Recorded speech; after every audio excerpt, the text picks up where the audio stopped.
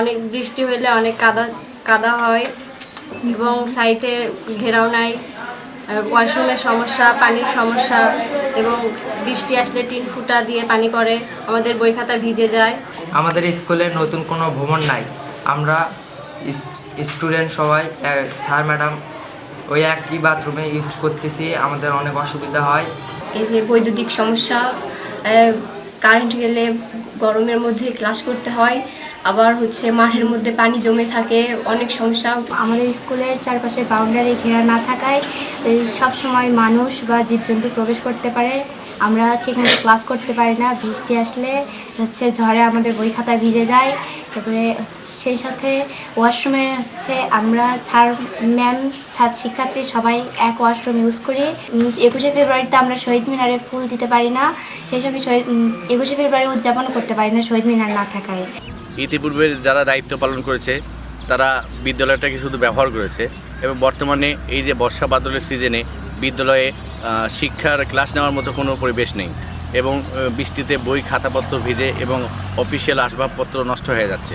এরকম জরাজীর্ণ প্রতিষ্ঠান বাংলাদেশে আরও কোথাও আছে কিনা আমি আসলে সন্দিহান, আসলে আছে কিনা এরকম প্রতিষ্ঠান।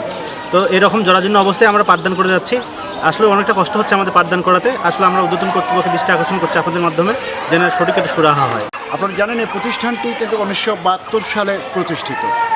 এই আজ অবধি এই 1972 সাল থেকে চলে আসলেও 1994 এবং 95 সালে প্রথম আমরা নবম দশম শ্রেণী এখানে খোলা হয় এবং 96 সাল থেকে এই প্রতিষ্ঠানে কিন্তু পাবলিক পরীক্ষা এসএসসিতে শিক্ষার্থী অংশগ্রহণ করে আসছে এবং আমাদের ফলাফলগুলো কিন্তু অত্যন্ত সফলতার সাথে কিন্তু এসএসসি পরীক্ষার্থীরা ফলাফল অর্জন করে আসছে। আজকে আমাদের দীর্ঘদিন যাবত এসএসসি পরীক্ষা এখানে দিচ্ছে। আপনারা জানেন যে প্রতিষ্ঠানটি 2014 সালে কিন্তু এখানে একটা একাডেমিক ভবন হয়। 2014 সালে যদিও একটা 4 তলার ভিত দিয়ে ভবনটি করা হয়েছে, কিন্তু একতলা পর্যন্ত হয়ে কিন্তু আসলে থেমে গেছে। আমরা বিভিন্নভাবে ঊর্ধ্বতন কর্তৃপক্ষের কাছে এর আবেদন করেও কিন্তু আমরা আসলে খুব একটা ভালো ফলাফল পাইনি। তা আপনারা নিজে দেখছেন আসলে এই প্রতিষ্ঠানটি অনেকগুলো সমস্যায় জর্জরিত। প্রথমত এই প্রতিষ্ঠানটির কোনো প্রকার বাউন্ডারি নাই, একটা মেইন গেট নাই। এই জন্য গরু ছাগল মানুষ অবাধে কিন্তু চলাফেরা করতে পারে এই প্রতিষ্ঠানে। আর বিশেষ করে ক্লাসের যে সংকটটা আছে, এই সংকটটা আমরা বেশি সাফার করছি। আমরা বিভিন্ন বিভাগের কিন্তু এখানে যখন শ্রেণীতে পাঠদান হয় তখন কিন্তু দেখা যাচ্ছে একই সাথে 2-3টা রুমের এক ক্লাসের জন্যই কিন্তু প্রয়োজন পড়ে।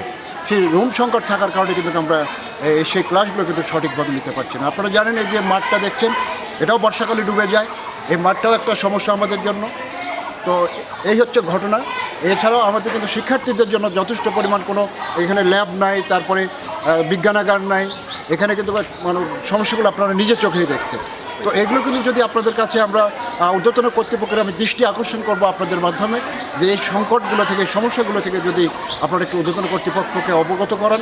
যদি ঊর্ধ্বতন কর্তৃপক্ষ জানে তাহলে আমাদের জন্য এই পাড়াগ্রামের মধ্যে এই প্রতিষ্ঠানটি যদি একটু অবকাঠামোগত উন্নয়ন হয় তাহলে এলাকার অবহেলিত শিক্ষার্থীরা, এই এলাকার অবহেলিত মানুষ কিন্তু আসলে তাদের সন্তানদের পড়ালেখায় অনেক সুবিধা পেয়ে যাবে।